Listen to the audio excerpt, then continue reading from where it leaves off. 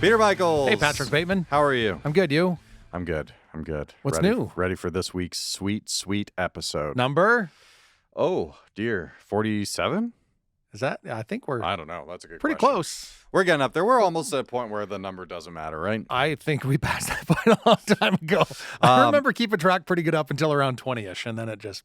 Yep, that's true. It's a little much. That is true. Who do we have this week? We had a guy by the name of Daniel Monkman, Who's AKA Zoon. kind of almost similar to Peter Van Helvert that we had a few weeks ago. Mhm. A lot of projects this guy A lot of projects, yeah. has going on. But seemingly, like, mostly kind of rose to prominence recently, in recent years, I think, it's fair to say. Although, you know, much like many of our interviews on the road, the stage, the current project that he's talking about with us is Bleached Wavves album from his project Zoon.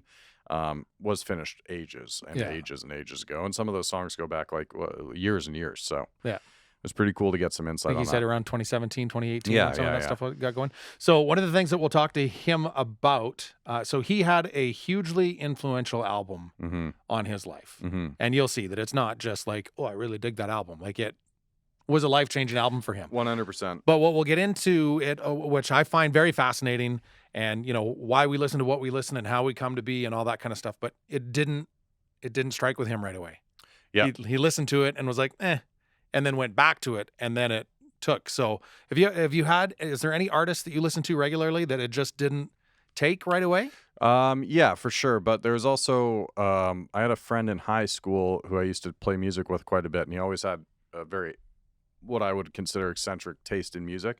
And one day he just took my iPod Classic and he loaded it up with probably 40 or 50 bands and all of their albums. Like, it was, you know, it was a big dump, Yeah. as they say. That And was 120 gig iPod then, wasn't it? It was, Classic? yes, it Yeah. was. Okay, It was. So I went through all of it, and there was a lot of it that was just way over my head, not something I could get into. And within 10 years of that, I was probably 14 or 15 when he did that, maybe 16. By maybe even 22, 23, some of those albums were my favorite of all time. That was when I first heard Dinosaur Jr., first heard Black Flag, first heard My Bloody Valentine's Loveless. Yep. All this guy who I've tried to contact. I've reached out to him a couple times, but I get nothing back. So Nothing. I'd Weird. love to thank him. Yeah, he for the he brought a education. lot into your now. But do you know like what brought you back to listening to? Because that's the thing, right? There's a lot of times if something doesn't strike you right away, Yeah. then it's done. Like, why do you ever go back to it? That's a good question. I think maybe friends or bands that you get into as you grow older, your music taste changes, you hear more, you accept more, blah, blah, blah, appreciate more. I think I started to realize just how influential some of those bands were, even though a lot of them didn't necessarily have the biggest names, right? Not household names? Yeah. Kitchen table names, is that it? It's a little more specific. Yeah. Bands you talk about with your family over dinner. Yeah. But what about you? Is there something that comes to your head? Yeah, honestly, what's very funny, and you might find this surprising, the White Buffalo, who is pretty much the sole artist that I have really kind of gone Your nuts number over. one. In my number one. I remember hearing his music was in the Sons of Anarchy show. Right. And kind of thinking, oh, that's pretty cool. And I remember getting the first album and listening to it, and it was pretty slow. And I just kind of remember going like, yeah, like it's good, but it's kind of... Right. And it was about 6 months later, for whatever reason, I think it must have been another song, showed up in another episode, that I went back and then it fully took. And it was all from that same project that you rejected initially, or were you hooked by following songs that may not have... You know, that's a good question. It might have been a song from another project, and then I went back to that original album and listened to it again. But that album that I kind of at first listened to was like, yeah, it's okay, is definitely amongst my favorite now. Right. And I love the whole psyche behind that. Why? Yeah. Well, how does that happen? Why does it take? Why doesn't it? I just think maybe, things change. I mean, I think a second, third, fourth listen on anything is going to help you appreciate it more a little bit anyways. I think that's the important part. I think you can't just give up on something after one No. listen. And there are certain songs out there that have so much going on, especially like Zoon's music. There's a lot going on that you need to digest it a few times to really fully, I think. Yeah, we're talking about what's... Arrested Development earlier. It's like that kind of thing where you could watch it for the fifth time and you're picking stuff up that you never noticed before. Much. Right? Yeah. There's so much. But we're going to talk about this album a lot. I would like to say that I had a ton of, I'd say close to a quarter, if not more, of my note sheet was unaddressed. Yeah. So maybe we can do that in the future. But Dan, super cool dude. Really happy that he was able to join us, much like me. And not you. You're already here. You're already here. Our friends at Go Services Inc. Hello. Bo's Barn Stage. Communal Creative Studios. The dudes behind the microphones and other stuff. All right, let's check it out. So, Dan or Daniel, what do you prefer? I'm Daniel, fine. Okay, Daniel, I'm Patrick. This is Peter Michaels. How are you today? Oh, great. Thanks for having me on. Yeah, absolutely. Patrick and who? Peter. Patrick and Peter. Okay. Yeah, PP crew. Okay, great. So it's been. Yeah. Is that we're gonna get T-shirts made up? The PPs. Yeah. The PPs. Yeah. Yikes, let's never mention. We won't mention that again. Okay, fine. Last couple of weeks have been pretty busy for you, eh? Oh yeah, that's what it seems like for sure. Well, we're very happy to have you, especially because we're all very excited for and I imagine that April 15th show with Royal Canoe is still happening at Bo's here in Red Deer. Oh yeah, definitely still on. I was just looking at the tour dates like a moment ago. When does it start for you? That tour? Yeah. Or shit. I think it starts April 13th. Oh shit. Okay, so we're like the second or third show. Yeah. But before that, my tour starts. I think in like a week or so, and it goes until May, to the end of May, and then it starts in June again. So I'll be pretty primed for the April show, so it'll be really good for you. So in a week, you're starting to tour as Zoon, or? Yeah, Zoon, going to New York for New Colossus, and then South by Southwest in Texas. Amazing. Have you been down to South by before? No, I haven't. I was supposed to go 2 years ago when I first put out Bleached Wavves, but then the world shut down, so I didn't end up going. We had to fly out of New York. But I'm glad that they asked me to come out this time. The record's been out for 2 years, and I haven't put anything else out. So it's really nice. And having never been before, have you been warned by anybody what to expect, or have you gotten a little bit of a heads up on how to South by? A lot of people, people who are kind of, I don't know, maybe haven't been a band for a really long time or something, have all been like really excited for them. But as soon as I tell a person who's been in a band for a long time and they've been through that kind of stuff, they're all just like, oh, South by Southwest is such a mess. And so it's discouraging sometimes, but then sometimes people are really pumped. So I still don't know what to fully expect. I've only seen videos from YouTube, from like a long time ago. I haven't really done any research on South by Southwest for like 10 years or something like that. And because I wasn't putting out music and I wasn't performing for 10 years. So it's all kind of new to me. But I'm excited just to go play, I've never been to Texas, and, the winter's been pretty cold. Yeah. Are you in Ontario right now? Yeah, I'm in Toronto. Okay. Right now. That's home base these days? Yeah, I was living in, I used to live in Calgary for a little while too. And while in Calgary, I decided to go record these demos that I had. And so I started in London, went to Hamilton, and then just last year moved to Toronto because I just saw that the prices for rent were basically the same. And but there wasn't many like-minded people in Hamilton, so I decided to move to Toronto. And you're liking it so far? I love it. It's like it's one of the better cities that I've lived in. It's really expensive, but I try to not think about that too much. Just try to enjoy myself. Is this the first place you've lived, like the first neighborhood you've lived in Toronto, or have you done any moving around?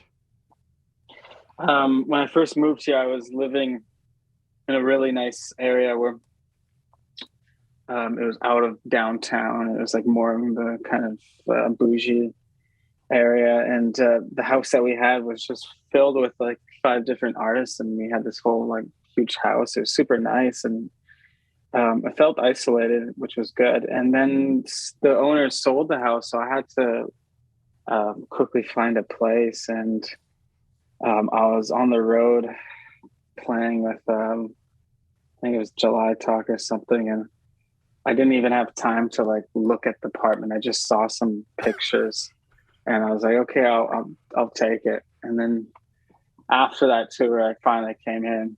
I'm here now, and it's okay, but I think if I had a little bit more time, I probably would have maybe, I don't know, maybe I had moved in with other friends, found like a bigger place, because living alone has its, pros and cons, but I live in a really nice area though. That's nice. That's nice.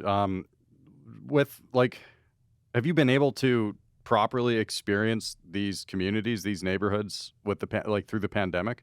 We've talked to a ton of artists who, happen to move to Toronto or a major market with one hell of an arts and culture scene, but not totally been able to take advantage of it, right? No access to it, really, yeah. Yeah, I mean, for sure. Like last year when I first moved to Toronto, like I didn't leave the house really. A lot of the people that were my roommates were very cautious about people going visiting other people. So I just like stayed to myself there. And during that summer, I went for jogs and around the area. It was really nice. So I felt like part of me was exploring the city, but at a very like slow pace. At first it just started with me running through the neighborhood. And then as restrictions kind of got lesser, I was riding my bike to parks and experiencing the city. But I still don't think I've experienced a whole lot of the city. But I hope that changes now that the mandates and stuff are changing. Yeah, and get to start going to see some proper shows again anytime soon, hopefully. Yeah, I went to a show. Actually, I played a show. I played a show a few days or maybe a week ago, and it was like the first time seeing that many people. And I guess it was like my first proper show back. The other ones that I played were at festivals outside that were okay, but it was like the first time I had like, a dark club, and it was really nice. What was the venue? It was the Monarch Tavern. Oh, okay, very nice. Very nice. That was the showcase, right? There was about 3 or 4 other acts on that bill.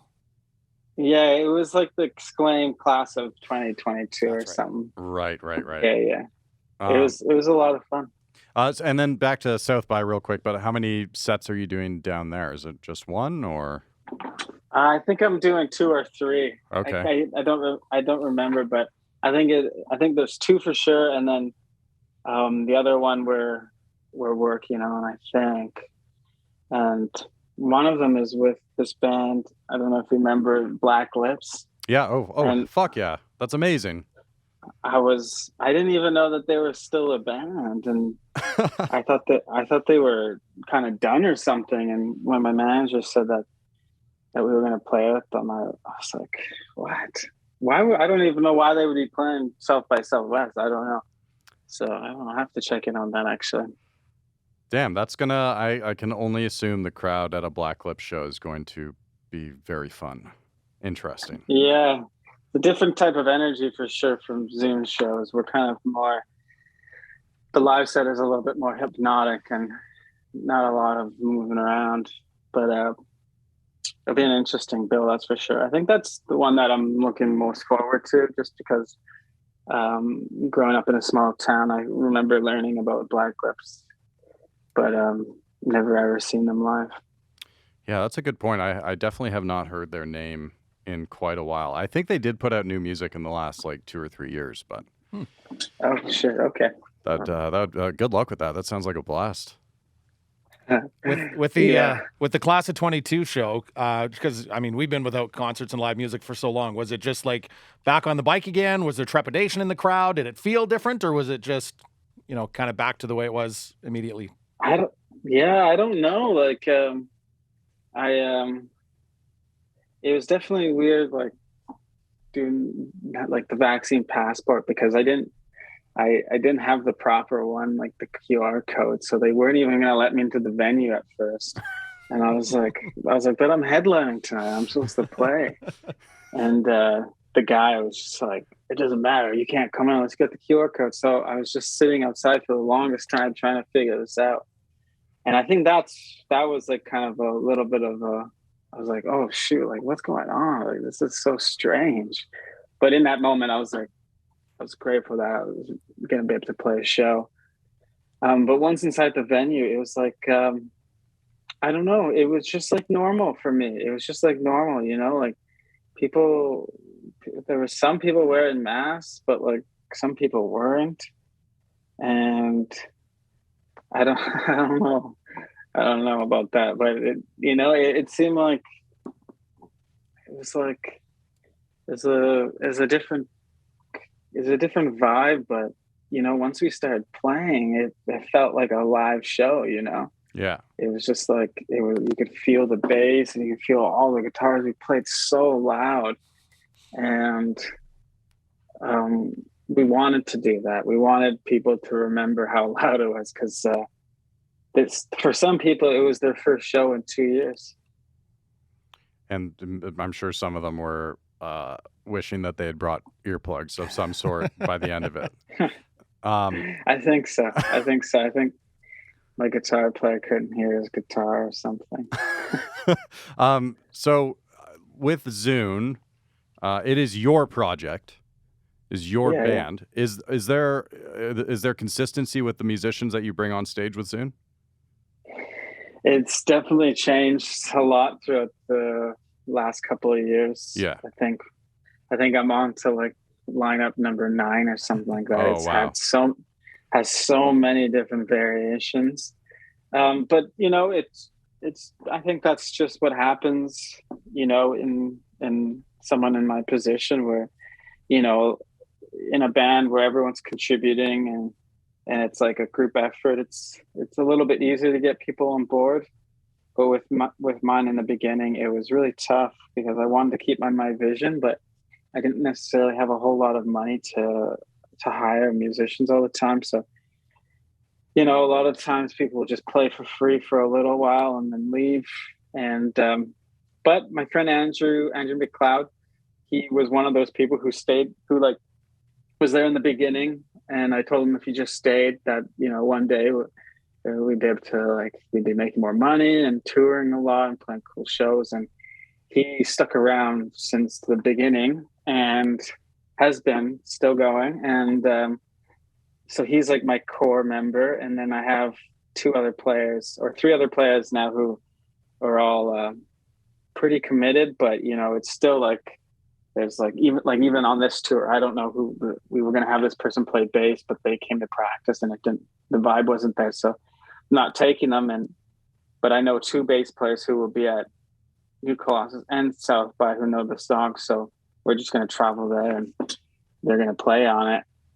But it'll be 2 different bass players at the different festivals, which, is a little scary, but it's like, I'm just so used to it now. I'm just like so used to it. Before I'd be like so worried, but now I just believe in the process, and I just know that it's going to work out, I guess. Do you have any tracks on stage for those performances? No, we don't play to click or anything like that. And no produced. Okay. So, and I asked that because, for context, probably 10 or 11 years ago, a buddy of mine was playing music in San Francisco, and they're, kind of putting out a very specific sound, and he introduced me to Loveless, which is an album, I think it was 1991. Yeah. Now, I don't know too many people that have listened to that record, but the people that I do know who listen to that record, I heard one person say, they've listened to that record at least once a week for the last 20, 25 years. And when I first heard Bleached Wavves, and I'm not like making comparisons or anything, but I really appreciate Bleached Wavves because now I have something else to put on after I've done my re-listen of Loveless or whatever other My Bloody Valentine records are on. You know what I mean? Now, just based reading some of your, like that, obviously that was a huge inspiration. Definitely. How long have you spent with that record? Was it something you just came onto in the last 5-10 years, or is it something you've been familiar with for most of your life? Well, before I listened to My Bloody Valentine, I was just listening to a lot of Brian Wilson and his early work with Beach Boys, and he went on to do other stuff. He wrote tons of music. Like he started his own publishing company and wrote music for tons of bands, and even started like ghost bands where he wrote all the music and they just performed it. And so I was like really interested by Brian Wilson for many years. And as like a young kid, my mom's, one of her boyfriends showed me him. And when I was in high school, or I think it might have been at the end of junior high, I was with my friend Danny Hacking from his band's called Holy Void from Winnipeg. And he was like, "Hey dude, I know you're really into Brian Wilson. You should listen to Kevin Shields from My Bloody Valentine. I think you'd really like him." And I, at the time, I thought he meant Bullet for My Valentine. Yeah. I went through a similar process. Yeah. Yeah, and I was like, dude, I don't like that band. And then I think he was like, "No, dude, it's My Bloody Valentine, not Bullet for My Valentine." And then he gave me, I think, like a burnt he either put My Bloody Valentine, like Loveless, onto a little MP3 player. And I think I went for a walk one day and I was like, okay, I'll check out this music. And I remember listening to it and liking it, but not totally understanding it. But I remember listening, he told me that Sometimes was his favorite song. And I listened to it and I was like, I don't really hear it. And then I listened to it again, I think maybe a month later. And after that, I was like, wow, I totally get it. This is like very beautiful music. And immediately I felt the same way that I felt when I listened to, say, like Pet Sounds or Smile. And then after that, I just like, these were MySpace days, and like 2000, maybe 5. And I think My Bloody Valentine was doing reunion tours around the time. And I was like, oh man, well, this is really cool. Like this band is still playing music. This is like really like modern. I would feel like, in a sense, that like Brian Wilson was like from the 60s. And to me, it felt like very modern, and like knew that these guys were getting back together, and there was talk about like a new album, and it just stayed. That kind of genre has always stayed with me, but it's the only real shoegaze music that I listen to. I don't really listen to Slow Dive. I don't listen to anything else really. I just listen to MBV because how experimental it is, and how certain songs are just like so odd. And his open tunings, after I learned about the open tunings, it just like my world as a guitar player opened up. And I was into open tunings before that because I learned how to play slide, so I was like playing a lot of like open tunings, but the way that he used them was like it just made so much sense to me. And I was putting out shoegaze records like right after that, like a month after listening to that album, and I uploaded it to MySpace. I ended up getting contact by this record label called Woven Records out of Montreal and Winnipeg. And I was a young child at the time. I would say like maybe like 16 or something like that, uploading my music. And my mom thought I was like, my mom thought that these two guys were like pedophiles or something. So she's like, "Daniel, you're not going to meet these guys. They're not going to come to your show." And I was like, "No, Mom, they're coming to meet me. They're coming from the Yukon. They're going to come watch me play live." And I remember she was so like she's like, "What are you telling these creepy guys online?" And but my mom, I don't blame her. Like, no, definitely not. Definitely not. Like, these guys were like really into the music, and were like, tell me everything about you. And I was like, I don't know. I'm still in high school, and so then they came down to my hometown, and I guess the kind of rest is history. But shortly after I stopped playing music, but that record, after I walked away from music for about 10 years, that album was always the one that I took with me. I had a CD of it and a vinyl, and it just traveled with me throughout, until just a few years ago when I got back into performing and doing music, I guess, professionally or something. So those Bleached Wavves songs, were they with you as long as Kevin Shields spends on 1 or 5 songs, which could be upwards of 30 years? Yeah. I mean, Help Me Understand was written, I think it was like 10 or 11 years ago. Wow. And that's one of the older songs, but like a song that was supposed to go on the record too is another one from, I think it was like 10 years ago, like when I wrote it. But the rest of the music was all new. I just had I had Help Me Understand, another one to kind of give me reference of what I could do. But it wasn't supposed to be like a shoegaze record. It was, at the time I was listening to a lot of Nick Drake, and I really wanted to build this Beck C Change, like Nick Drake type of album, and make it like kind of poppy with like a lot of string arrangements. But I was working as a janitor, and I didn't have a lot of funds. So I one day working at a rehearsal studio, I had this Zoom 8-track machine, and in the drum patterns, I discovered that had all these cool like lo-fi trip hop and hip hop beats, and I just discovered one beat that it hit me so hard, and it's what started. I wrote Broken Head over top of the drum beat, and it kind of kickstarted this whole different, I guess, musical path where I thought I was creating this like Nick Drake album. And then all of a sudden I was like, wait a minute, maybe I should like make a shoegaze with it like I did 10 years ago. And it seemed easier for me to do that because I didn't have money to hire to get string arrangements. I didn't have production of going to a studio. I just had this 8-track machine and one pedal. So I was like, but with this one pedal, I realized that I could make a lot of cool textures. And so I decided to go down the path of a shoegaze record because at the time it just was more practical.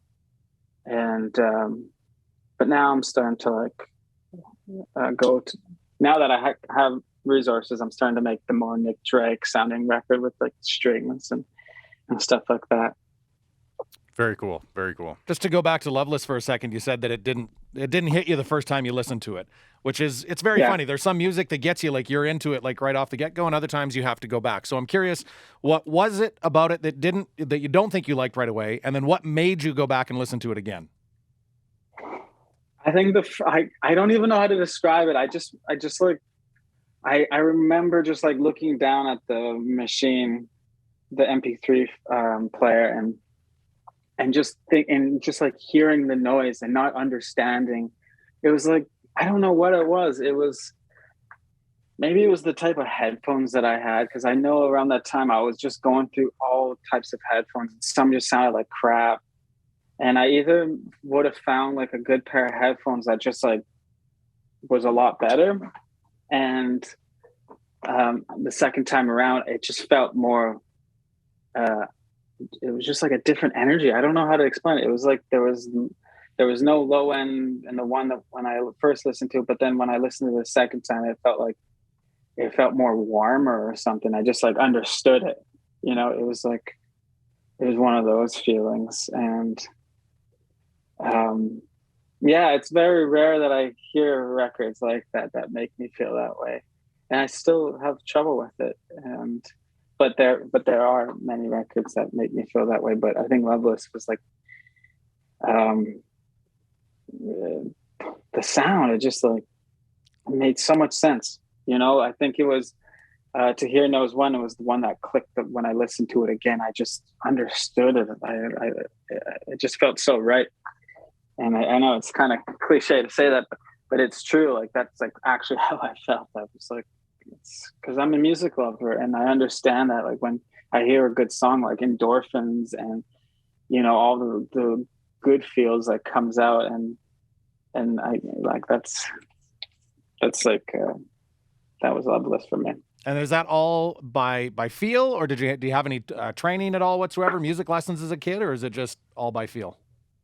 I grew up around music. My family, like I grew up on the reservation, and bluegrass music, fiddle, folk music, rock and roll, like all that was like around me. My mom didn't understand that was something that I wanted to do, but my dad did. So he made sure that I always had a guitar and was like learning how to like do things with it. And he would do like odd things where he would like put me in my room and with a tape player and then record a song, or he would have recorded a song on a tape and then rewind it and be like, okay, this is how you rewind, you click it down and press play. And he's like, I want you to learn the first half of this song on guitar, like learn the rhythm guitar. And I would be sitting there and I'd be strumming away for like a few hours, and then I would just kind of give up and start making up my own music.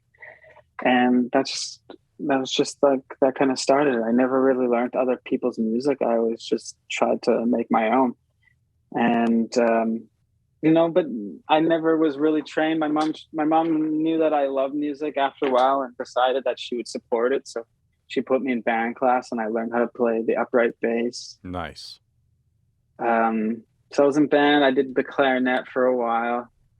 And then I taught myself how to play piano and yeah, so it's all just self-taught, but also like my dad helped me out a lot. My mom did too. And just meeting kids all along the way who taught me, like, you know, in school, like would teach me about punk music and show me how to do a bar chord. It's all kind of that's how I learned. And these days I have a little bit better of an ear and I can like hear a song and learn it, but it's all kind of new to me. You taking a clarinet down to Austin? I wish. Not this time, maybe next time. All right, maybe on the Royal Canoe Tour you can just bring out a clarinet for a few bars or something. Yeah. I'll have a cello player come in for the Royal Canoe Tour. Really? Yeah, this guy named Michael Peter Olson, he like invented this like strap that goes onto your body and it holds like his electric cello, and he just has this huge pedal board, and he makes his electric cello sound like an ocean, and he has all these like polyrhythmic pedals that like send off on the stereo channel and makes all these weird noises, and it brings like a whole new experience to the live show where like we've had, you know, like at the end of it, like people like crying because his piano, his violin or his cello is so beautiful. You know, he's an old fella, but you know, he looks very young. Like you'll see him, you'll meet him, you'll think that he's like 30, but he's like 50. And he just plays the cello so beautifully that it makes people like weep. And yeah, so it's the live performance is a lot different than the record, that's for sure. Yeah, but I can understand that, and like, you know, having spent some serious time with your record, and of course with what I feel is the kind of the peak of shoegaze music and what My Bloody Valentine has done over the years is there is this wall of sound aspect to it that is so perfected, and not a single moment hasn't been, well, in Kevin Shields' case, thought through a million times over for many years at a time. But if you are willing to let that type of music capture you emotionally, it does the fucking job pretty well. It could be very, very sensitive music. Yep.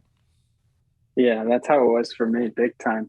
Yeah, it's amazing because I remember when they announced that they were coming out with that album, which I think was 2013.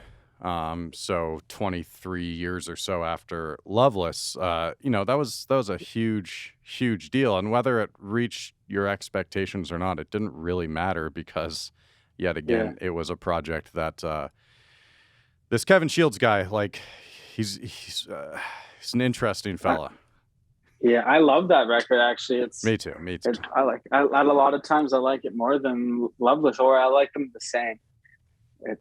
That album that changed my life too. That album too. It's like the past, present, and then like the future. Yeah. You know, like it really has that vibe. And then by the end of it, it's like he's like singing in like a jet engine or something. That's so crazy. It makes no sense. But it also does. Were you familiar with the EPs, and I think it was the one album that they had before Loveless? Because I had never heard those until they were released on streaming services. I think it was last summer. Yeah, no, I knew about all those records. And you said you had Loveless on vinyl, which is not an easy, like, that's not an easy thing to have. Like, I think maybe they started reprinting them in the last few years, possibly. But I remember when I first got that record, I told my buddy, I was like, oh, I got to get this on vinyl. And he was like, yeah, good fucking luck, because they're like $500 on eBay or some shit. Yeah, I'm really lucky too with my vinyl too, because like when I signed to Paper Bag Records in 2017, I remember talking to the record label because long story short, I was working as a janitor at this university, and I made Bleached Wavves in my bedroom, and I put it up online, put it out as an EP, but I sent it to this agent who fell in love with it and immediately got me signed to Paper Bag. And while I was like one day at my shift, like mopping up like this soup or something, I can't remember, and the head of the label was like, messaged me. I was like, hey, I want to talk on the phone. Like, we really want to have you like on the label. Can we like chat? I was like, yeah, sure. So on my lunch break, we had a chat, and we were just talking, and I was like, oh, that's cool. Like, you also own like a record shop. You sell like actual vinyl and stuff. And I was like, wow, like, you know, it'd be my dream to have like an original copy of Loveless. Like that would be like my dream to have something like that. And he's like, oh yeah, like, well, I'm sure like we always get vinyl coming in. He's like, I traveled to the UK to buy like vinyl like that, like original copies. And then fast forward like 3 years later, after I got the shortlist of Polaris Music Prize nomination, I went for a meeting at the record label, and they had an original Loveless for me. That's amazing. Sitting there. That's incredible. And it was in this like really like secure like cover, and you know, I have it like sitting in my living room right now, and I try not to touch it all that much, but it's like really special to me. Yeah, of course. You know. And I haven't listened to it on the vinyl. I think, have I? I don't know if I have, actually. I don't know if I will. I just kind of want to preserve it. And but yeah, it's my first copy that like, because I had like a reissue or something like a long time ago, and it got warped one time when I went tree planting in Alberta. And it was literally on top of a bowl for some reason. Oh no! And I left it in my truck, and then it just melted all over top of the bowl. So I just had like this vinyl that was like a bowl shape. Which some people mean to make those, right? They make those on purpose. I know. I think this was even before like maybe, I don't know. But yeah. Don't do that with the Holy Grail on display in your living room, please. No. Please, God. Yeah. You mentioned the Polaris Prize. That was your first experience with the Polaris Music Prize, I'm assuming. Yeah. I hadn't really heard of it before. Was that something? Was it something you hadn't, like, you thought, oh, maybe this I like this record. This record's pretty good. People seem to be digging it. Maybe it'll get some recognition like that. Yeah, I mean, I put the record out in 2020, June 19th, and for a whole year, I was, it was like amazing. Like, a lot of people were just responding to it. Like, it was very positive, and it just kind of continued, and every so often, like, more people would find out about it, and it would like reignite, and then someone do a review, and it would just like, after a while, it was just like, it felt like it was never slowing down. It kept getting added to like many playlists, and still are on those playlists after like 2 years almost. And so it was like, I felt like, well, it's going to slow down anytime soon. Like, I was just anticipating it, and, being very grateful. And then my manager was like, oh, hey, Polaris is coming up. And I was told that your name was like on one of the ballots. And I was like, oh, wow, that's great. Like, what is Polaris? And I remembered Jeremy Dutcher did some, I was like, before I got back into music, I remember hearing something about Polaris. I thought it was the Prism Award or something. Yeah. But I guess I'm learning now that it was the Polaris. And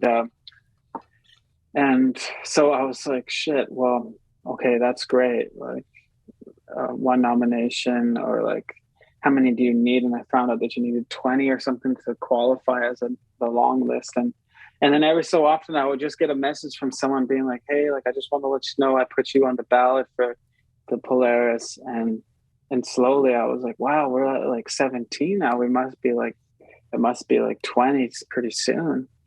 And then when I got the nomination, it really like put new life into the record, and it just like kept going. But obviously I didn't get it, but from what I was told, there was, they were like, they had a hard time deciding between, like, this was what I was told, like, mine and Cadence's record. But yeah, it was a good experience. I was told that this year was kind of lame, though. There was like this whole TikTok thing involved, and they didn't have like the award ceremony, or even just like featuring the artists. Like, last year, I think they made like a cool video for each artist, and there was like this whole grand thing. It was pretty nice. But this year, it was just kind of like lame. So I don't know. It was cool for the publicity and the PR, but the experience, maybe I shouldn't talk badly about it. It was fine. It was great. Well, also, I'm going to assume that you and Cadence are good, because you were in the studio together a couple weeks ago, right? Yeah. He recorded remotely because he was on the go, and I was finishing up an EP. I decided to write the label was kind of bugging me to put out a record, so instead I made like an EP for them, and I asked Cadence to come on one of the tracks. Sick. That's it's awesome. It's a very odd EP. It's, people are gonna be a little weirded out by it. It's different but it's kind of to prepare people for the other stuff that I'm gonna be putting out. As Zoon. As Zoon. Like, it's kind of more like a singles EP. It's just all singles, and they're all different. Like, one's hip hop because Cadence, but I wrote all the music and the beat, and another one is just an ambient track that features Jasmine Trails. She does the vocals, and then the other two songs are me singing, and those are the more like kind of rock songs, but the rest are pretty experimental. in a sense that it's different than what people are used to hearing from Zoon. Are you able to look at the success that music has had over the last couple of years and like kind of rest on it for a minute? Because we've talked to so many musicians who put out albums during the pandemic who, whenever they are able to finally hit the road again, are already having to move on to the next project. Obviously, you're moving on to the next project, but you're also going to be touring a bunch over the next couple of months. Because you wouldn't have had much chance to play those Bleached Wavves tunes at all, right? Like I haven't. No. I've played maybe like 12 shows, and mind you, those 12 shows, like, they were some of the best shows, you know, that I've played even before the pandemic. But like, no one has really heard them, you know. Like, it's interesting because like I applied for a grant for these shows, and they asked what album you're promoting, and if you click on it and one of your albums is there, that means you can apply for support for that. And when I clicked on it, Bleached Wavves is still there, and they're allowed to do that for an album for 2 years. Okay. So this tour is going to be like a Bleached Wavves tour in a way. It's all Bleached Wavves songs. I think we're playing one new song, but the one new song's always been on the set list for a really long time. And but yeah, I think this is our time to tour Bleached Wavves, which was very strange. But yeah, I have an LP 2 coming out too. Like, I've written 2 EPs, and an LP is the second LP is all done too. Crazy, man. You've been busy as hell. Wow. Yeah, I mean, the pandemic. I mean, I wrote Bleached Wavves in 2017. Right.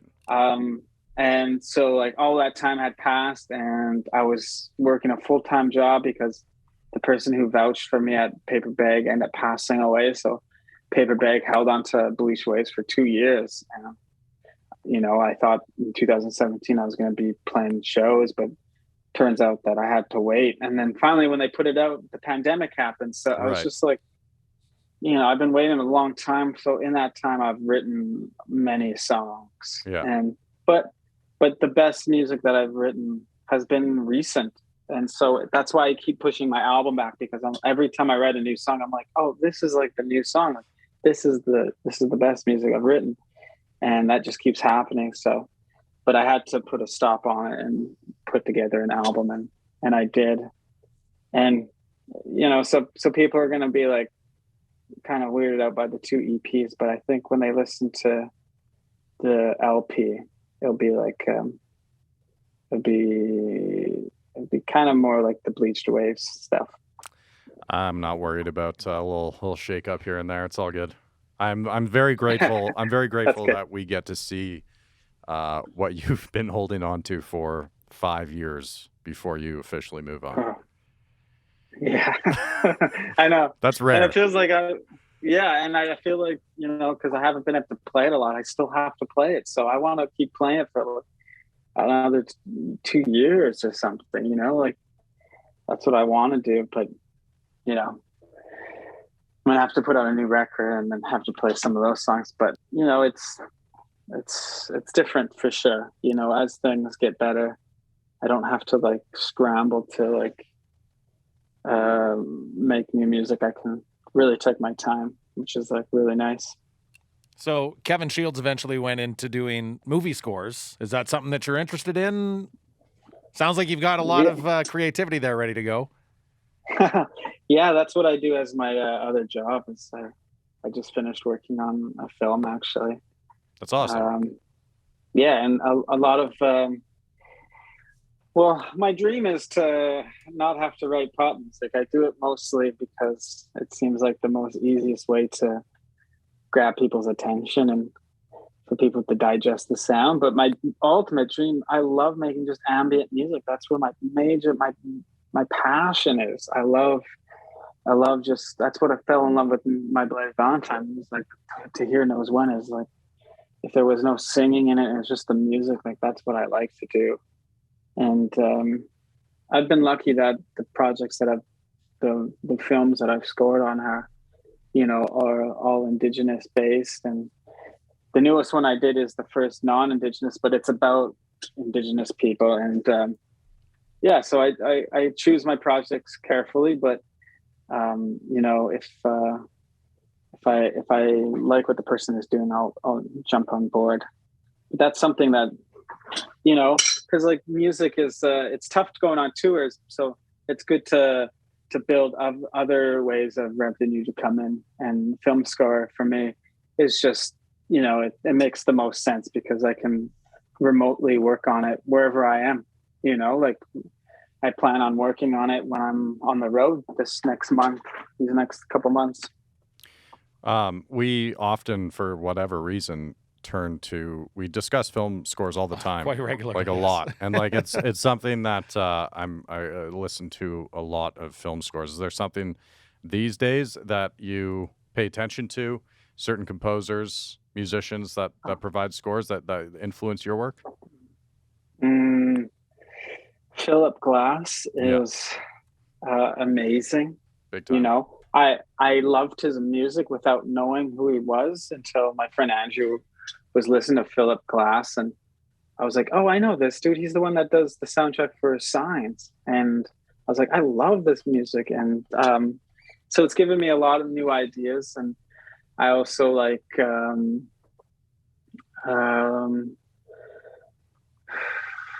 the dude who worked on a lot of the Blade Runner movies is really good. Yeah. The old one and the new one too. Johannes is that? Yeah. Passed away a few years ago, but yeah. Yeah. And even the new person who did the newer one is like all really good music. The Blade Runner 2049, was that Hans Zimmer? I think so, yeah. Yeah. Oh yeah, Hans Zimmer. Sorry, that was Hans Zimmer. Hans Zimmer is he's the GOAT. I really like Hans Zimmer stuff too a lot. He's the GOAT. Yeah, he's the GOAT. And and you know, that's movie scoring is just like that's what my music is, you know. All my partners throughout my life have always been described my music as that. But yeah, as I was saying, I just started to write a lot of pop music because I love pop music, but I just realized that my music needed to find like a fine balance between pop music and what I love to do is, you know, and I had to carefully maneuver that, especially for Bleached Wavves, because there were certain points. There was a lot of other songs that were just like straight pop songs, and it can be kind of weird to just write pop music, but I have a strong passion for it. Well, I'm looking forward to hearing more of that. Now, I mean, we've been talking for over 45 minutes about, again, an album that's, well, it depends how you look at it. Could be considered 5 years old.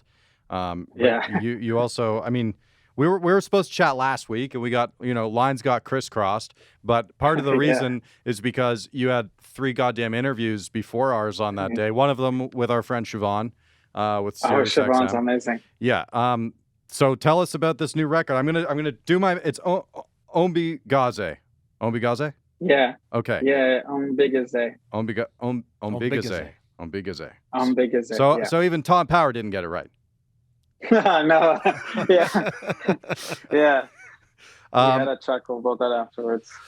So that means she or he is loud, is noisy, right? In Ojibwe? Yeah, in Anishinaabe, yeah. Okay.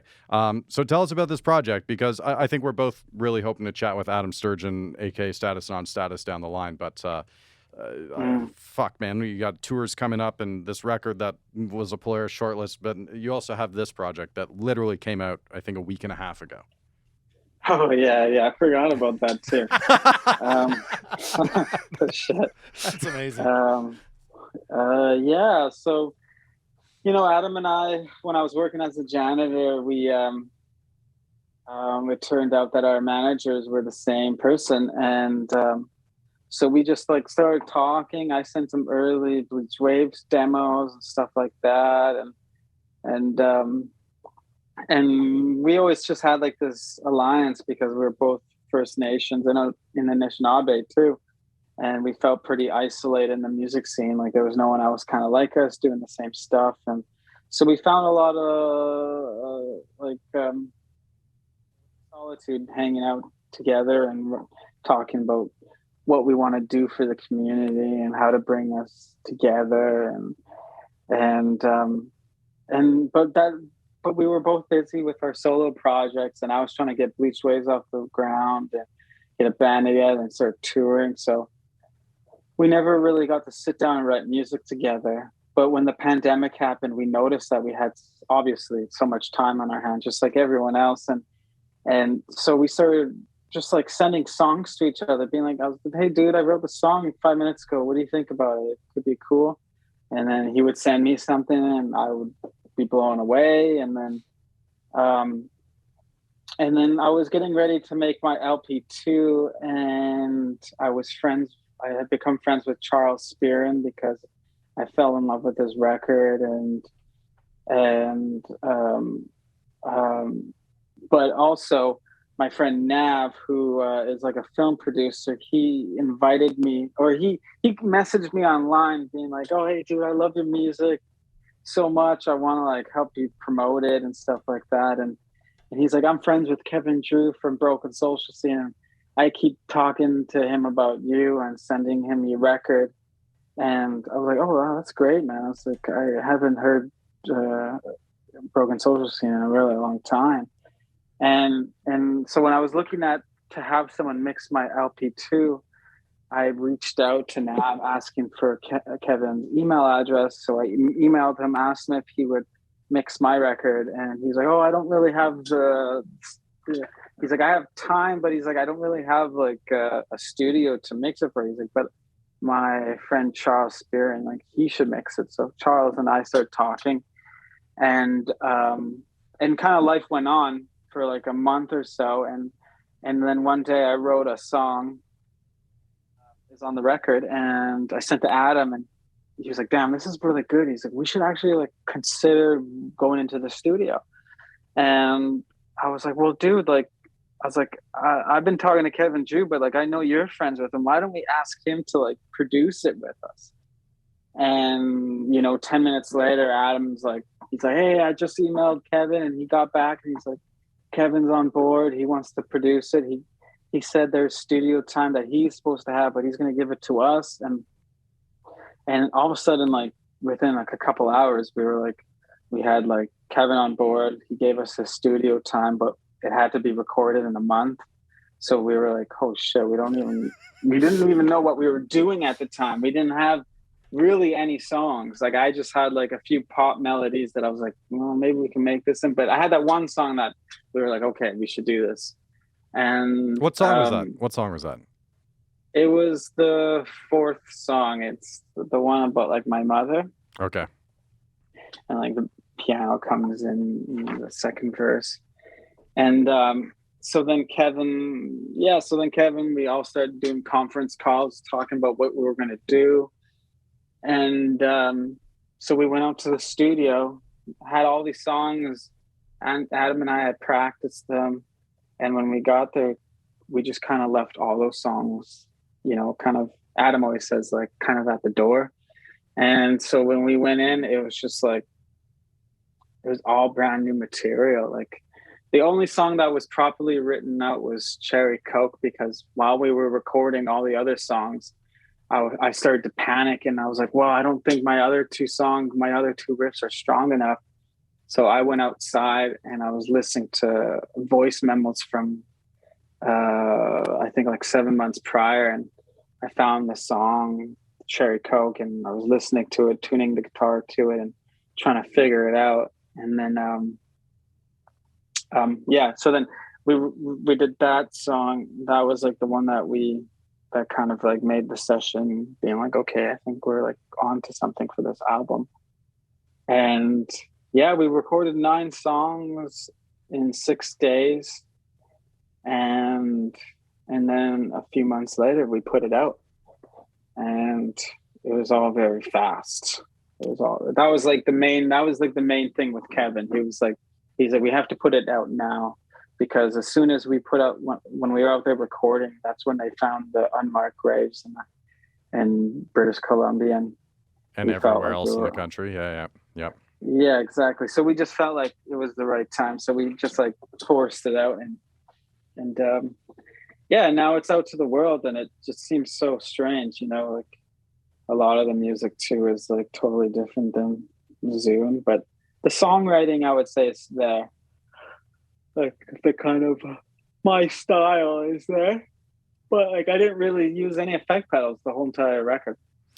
I mostly used the acoustic guitar. All the acoustic little like sound collages of acoustic guitar being finger picked that you hear throughout the record is like all me. So, and that album is called Sewn Back Together. It is out now. And another record that in just a matter of weeks we've heard is produced at the Bathhouse, right? Yeah, at the Bathhouse, yeah. Pete has tried to get out there before, just as a viewer from afar. I'm a pretty big hip fan, so that's there's a lot of wonderful lore in that building. Oh my gosh, yeah. Like I honestly, my brother, when I was growing up, tried to get me to listen to the Tragically, and I always loved them. But as I grew older, I just kind of like got into different, more abstract music. So going to that studio, like I obviously I knew like how iconic it was, and going there every morning, we would wake up and jump into the pool, and we would tread water for 5 minutes. And one day, Gord Downey's wife and his son Lou came to the studio to come check out what we were doing, because Kevin Drew was also working on her new ambient album. And I guess she's a swimmer, so she jumped into the pool and showed us how to tread water for a while. And it was like, it was a really intense experience. And then like the next day, like Lou ended up staying with us. And the next day, like Lou and I were playing basketball together in the morning. And there's pictures of his dad like everywhere, and they looked identical. Wow. It was so strange, you know? And now like Lou is like my friend, and he texts me or sends me new music that he's listening to and stuff. So it's like, it's a strange world. I went from just hearing about them, but now it's like, like Robbie, the guitar player, came out to my Kingston show at the Grand Theater. He like came and saw me play, and like we hung out and talked. And so it's strange, I guess. I don't know, the world is weird. I don't know that anybody else can have that experience of being taught how to tread water by Gord Downey's wife. Like, that's a pretty unique. Yeah. If any time you're down there, let me know. And the guy who runs the studio just texted me. His name's Niles, and it just popped up on the screen. And so if you're ever down there, let me know, and I'll just text Niles, and I'll be like, hey, like, the studio's he wants to come check out the place. He'll totally let you. There we go. We can stop doing this podcast forever now. Pete's got his, I would be done. That's it. Personal hookup with the Bathhouse.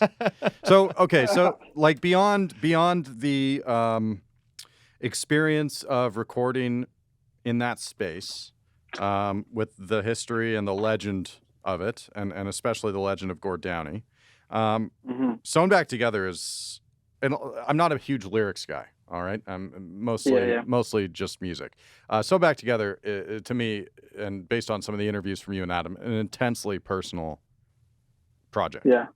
So when you say that you were given a matter of weeks to, hey, we're hopping into the studio in a month. And then taking a song like Cherry Coke, like when you first wrote or did that voice memo for Cherry Coke, which, if I'm not mistaken, is a very personal story about you and your dad, right?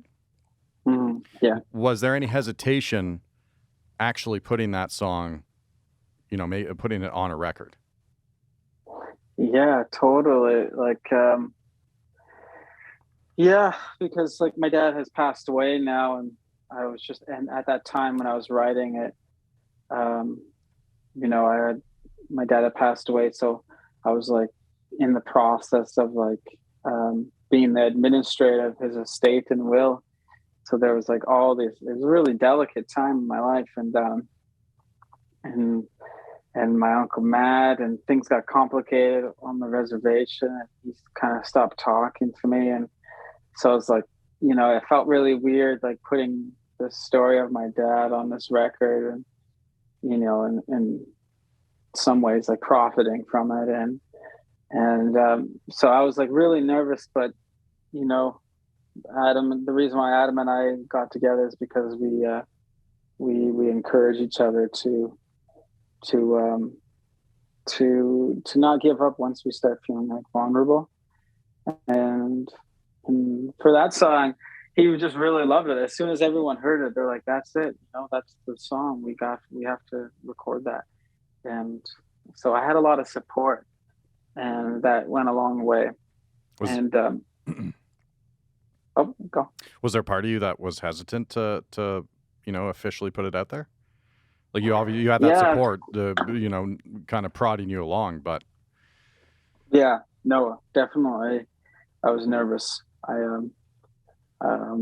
Especially that you can actually hear the lyrics. You know, with Zoon, it's like a lot of personal things I've talked about in the lyrics, but no one really understands. And like, there's no real lyrics available out there. Everything that you read they're all wrong, you know. And so it was different, you know, handing in all the lyrics to the record label for Cherry Coke and knowing that these were going to be like, these are the right lyrics, and then everyone can hear it.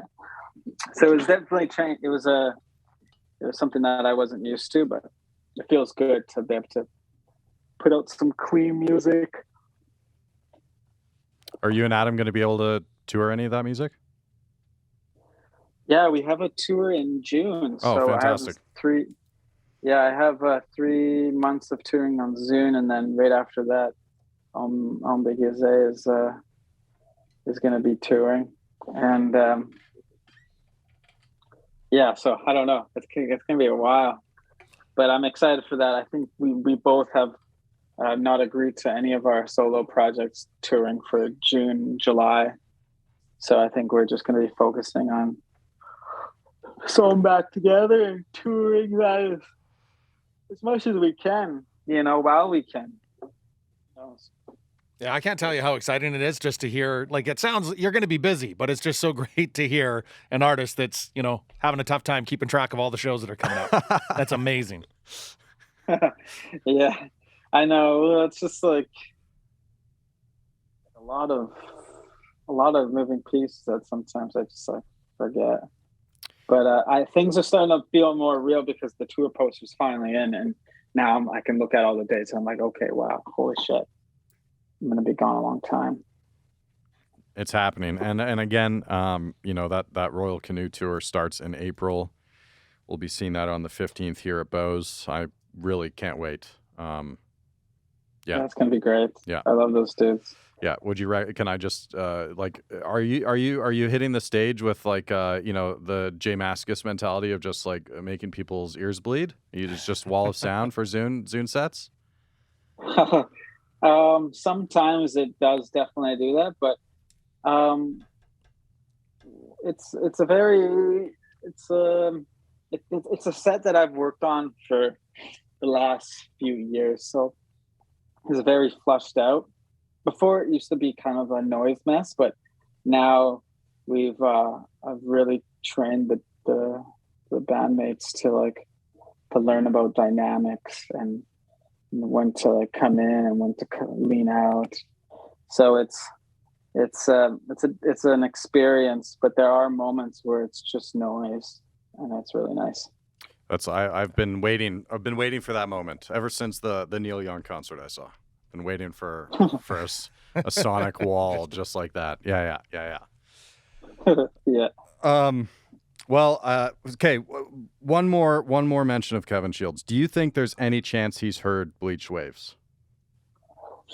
Oh, I don't. It's so strange because I was listening to an interview with him today, and it's the most recent one, and it's like 3.5 hours long. Holy shit! Where can I find this? It's a podcast. It's a podcast, yeah, and it's on YouTube. It's okay. The newest one. It's the newest one from, I think, maybe like 5 months ago. Okay, cool. It's not Kevin Shields on the Joe Rogan Experience. No, but it's so good though. It's really good, and within the podcast, they ask him about because they just assumed that he was just kind of this old head and he doesn't have a cell phone, but he's like, no, actually, like, he's like, I have a cell phone. He's like, you wouldn't believe how many good bands I've discovered just from YouTube and streaming services. So that started to make me think about that today, actually, where I was like, maybe there's a chance that he heard my music because, you know, like I'm not doing like the kind of generic shoegaze. It's more of like the experimental stuff that I know he likes. And, but it's so strange because, you know, I even have mutual friends now who are friends with Kevin Shields. Holy shit. Wow. Yeah, I was just talking to, you know, that band Sloan? Yeah. Sloan, Chris Murphy, him and we exchanged numbers and we were texting. And I was on YouTube last night and I saw this footage of Mad War from 1992 or 3 or something like that. He's interviewing Nirvana in Vancouver with Courtney Love, and they started talking about Sloan. They're like, "Oh yes, we love Canada. You know, like there's that band Sloan. They're on our record label, David Geffen." And so I sent that I recorded that and I sent it to Chris, and I was like, "Dude, I was like, you're like an icon, man. Like Nirvana." I was like, "That's my favorite band." And he was telling he texted me back and was like, he's like, "Oh, dude, I remember that day. Like I was on a car ride, and I was in a car in LA, and on the radio, Courtney Love was talking about how her and Court were coming to our show that night." Wow. And then the second text was like, "Oh, and I know Kevin Shields too. We hung out in 1992 at some bar in London." And I was like, "Man, that is so wild." Like, as a young kid, I never thought I would ever have a conversation with someone that would know Kevin Shields. And then I was supposed to go on tour with Fucked Up as their backup guitar player. Holy shit. And Damien, the singer, is friends with Kevin Shields, where when he comes down to Canada to play Toronto, him and Damien hang out and they smoke weed together. And so it feels like I am slowly getting to know people who know Kevin Shields. So the idea of him like hearing my music would that's really exciting, but it would crush me if he heard it and was like, "Nah, not my vibe." Yeah, that would, I don't know. I have a hard time believing that would happen. I really do. I just know he's critical about shoegaze bands, but mine is like a little bit different. You know, I think we draw from the same well, in a way, you know, like his music, he's from Ireland. Yeah. Irish people are kind of like, the way that they do their music is very abrasive and loud. They like do the big sing-alongs together. And in a way, Anishinaabe people do the exact same thing. And so I just like think there would be like some kind of understanding, you know, because he gets Brian Wilson, and that's where a lot of my songwriting comes from. I have to ask because Fucked Up is one of my favorite bands ever, but was there still a chance that you could be hopping on stage with them, or you're just too busy? Well, that's what happened the first time. Like they asked me, they emailed me out of the blue asking if I would play guitar for their tour for the Dose Your Dreams? The one about, no, the one from 10 years ago. Yeah, David Comes to Life.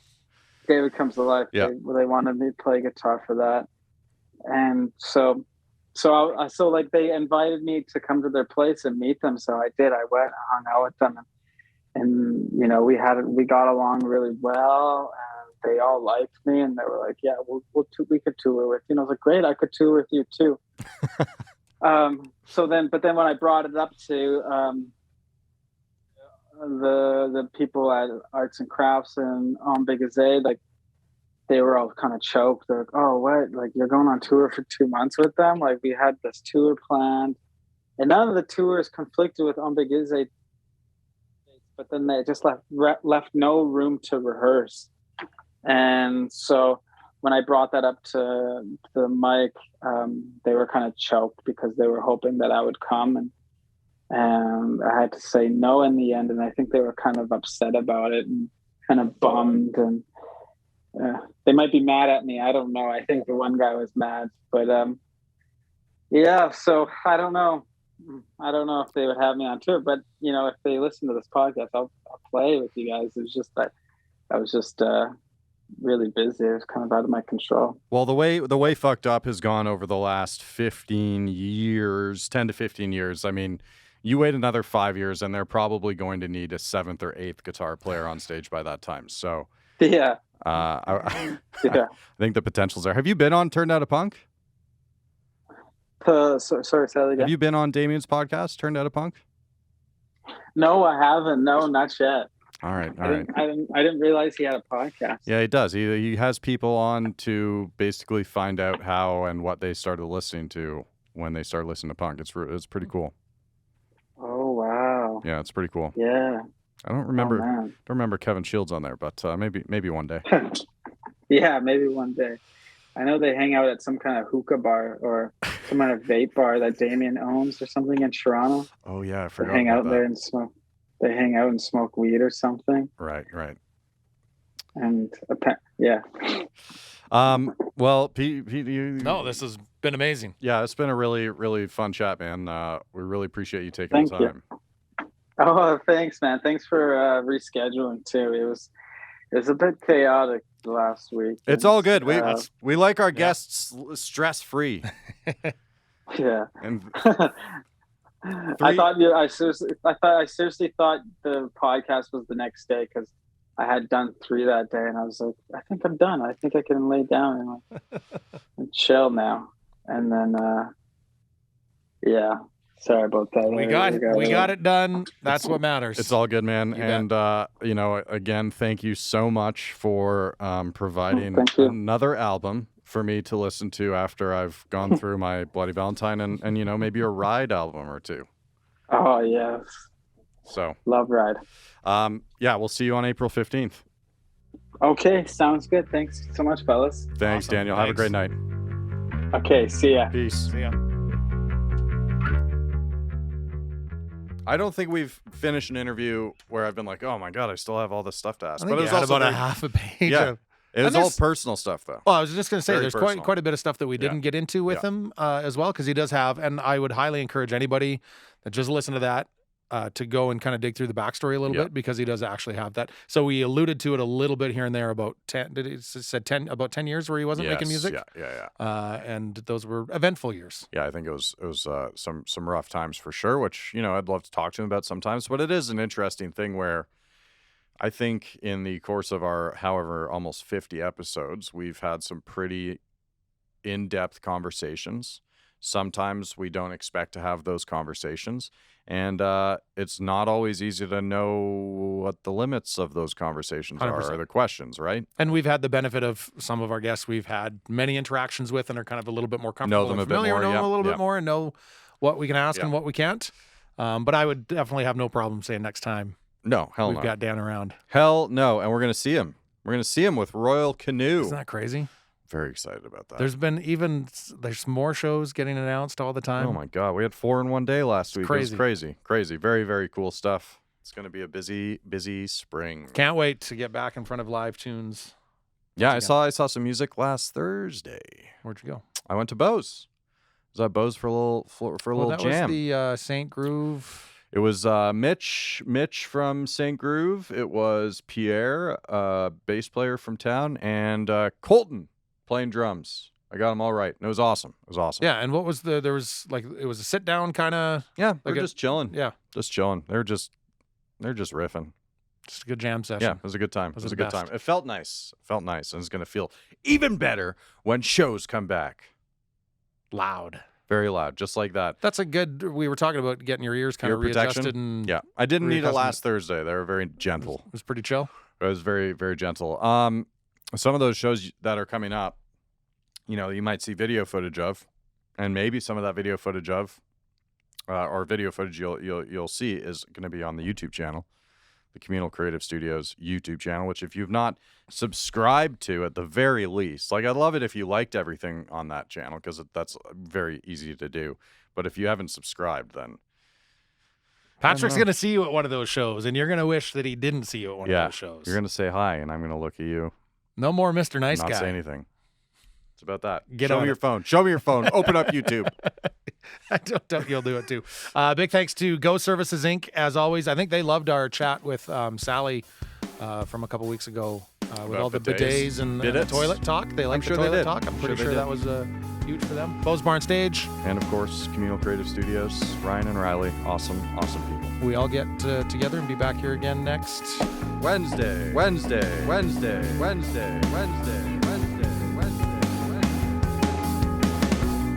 The Road the Stage is produced by Ryan Cooley and Riley Sur-Yin at the Communal Creative Studios in Red Deer, Alberta.